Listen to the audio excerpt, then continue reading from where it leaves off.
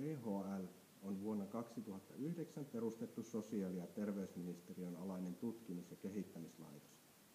THL:n nettisivut löytyvät osoitteesta www.thl.fi.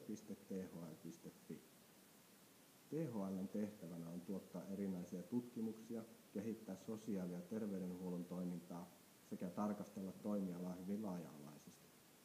THL:n kaikki tieto on tutkimuksiin ja näyttöön perustuvaa tietoa aiheesta. Sivuilta saa tietoa suomeksi, ruotsiksi ja englanniksi. Sivuilla on käytössä hakutyökalu oikeassa yläkulmassa.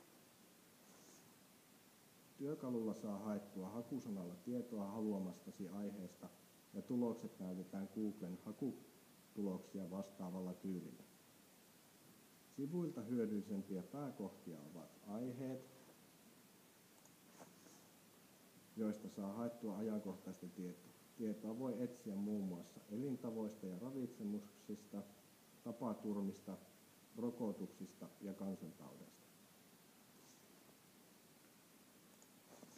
Ajankohtaista valikon alta löytyy uusimmat tiedotteet, blogit ja uutiset, mitä THL julkaisee.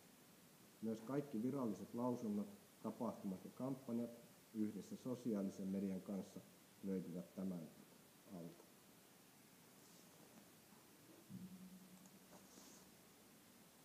Tilastojen tarpeeseen löytyy tietoa tutkimus- ja asiantuntijatyökohdista. Täältä löytyvät hankkeet, väestötutkimukset ja työkaluja erinäisiin tilanteisiin. Työkaluihin luetaan muun muassa HTA-opas ja muita hyödyllisiä linkkejä. Väestön tutkimuksista löytyy paljon uutta tutkittua tietoa ja tilastoa, esimerkiksi maahanmuuttajien terveys- ja hyvinvointitutkimus. Tilastoja löytyy myös kohdasta tilastot.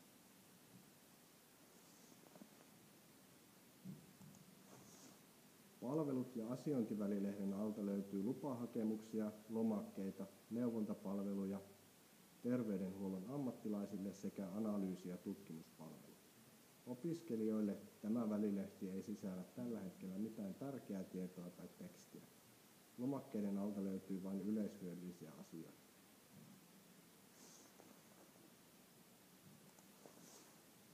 THL-kohdan alta löytyy kaikki järjestöön liittyvä tieto, yhteystiedoista aina avoimien työpaikkojen kautta strategia.